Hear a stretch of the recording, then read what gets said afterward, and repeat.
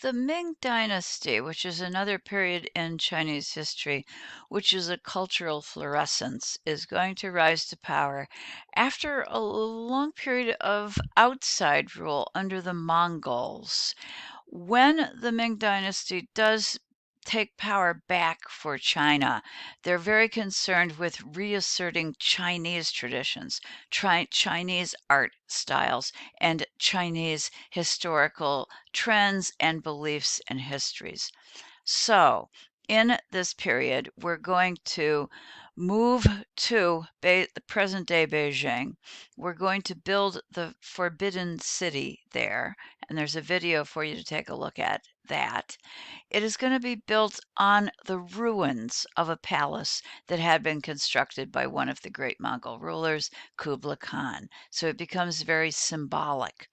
The Ming Dynasty is also going to construct, or I should say perhaps reconstruct, the Great Wall. This was something where all the pieces were first put together by the first emperor. But it is going to be the Ming Dynasty that will give us what we count as the Great Wall today.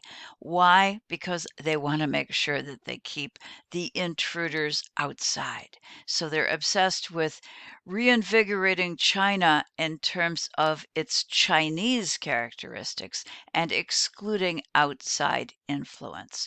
One of the great creations that they give us from this period is Ming porcelainware that conveys an image of the dragon, the Ming dragon in this case. Ironically, this wouldn't have been possible, this blue on white design or blue and white design, because the cobalt blue that is used to create the dragon is derived from blue that was discovered by the Mongols. They found it in Persia. So the Mongols find it in Persia, it is imported into China, and it becomes a basic formula for the creation of Ming blue on white designs, which is cobalt oxide added to water, essentially. The designs are painted as underglazes, and they're fired with a white glaze over the surface. The end result for these images is a rather impressive production of a smooth, shining, translucent surface. It is porcelain. Porcelain is fired at a higher temperature, consequently, than general earthenware. Consequently, it is stronger than traditional earthenware. And if you ding it with your finger, you're probably going to hear a resonant sound. The white that is used in this is kaolin. So this is made from kaolin or white clay mixed with porcelain stone, and it is fired at a very high temperature. Porcelain was first made in the Tang Dynasty, and it was worked on, perfected in the Song.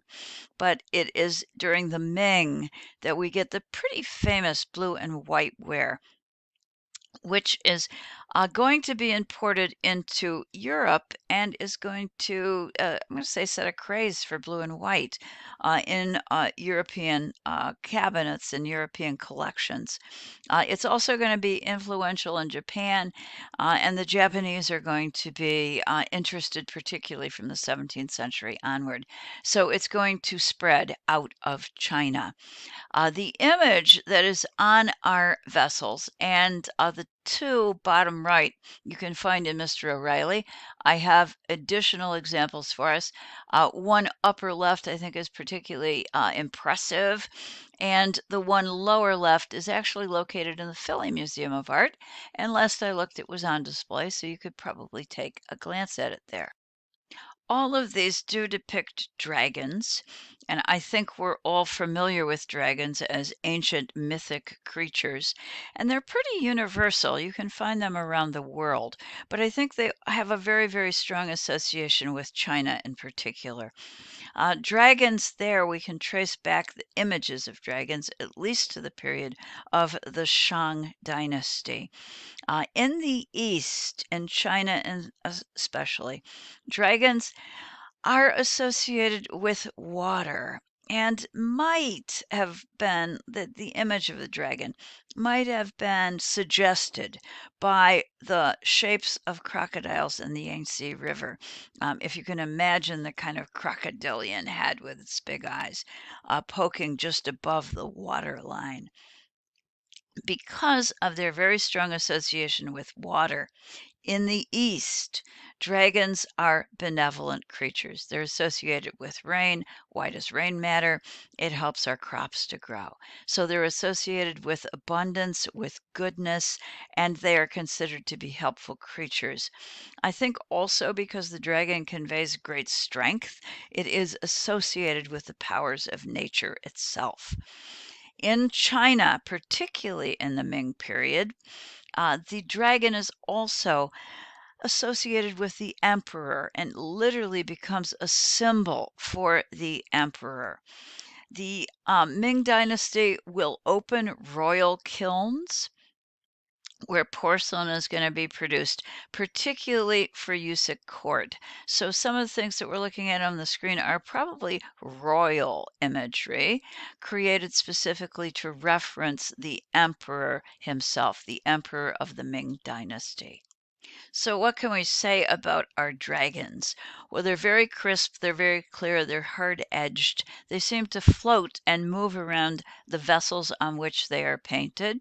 They do have a continuous flowing outline or a curving line.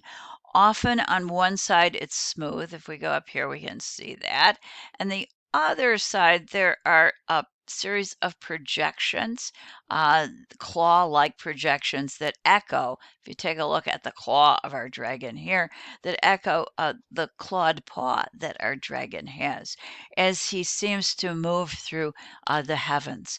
He often has whiskers that project forward, and I think you can see that in O'Reilly's picture, and you can also see it over here. He clearly floats through the sky with enormous strength and power. How do we know that? Well, we have some, I'm going to say, stylized Chinese clouds located here and also up here, so that the dragon is shown in association with the realm of the heavens. And he's shown as a strong, powerful, maybe a little scary, but definitely a benevolent creature. Unlike the Western tradition, where dragons, as well as serpents or snakes, are often associated with evil. So in the East, the dragon is the good guy.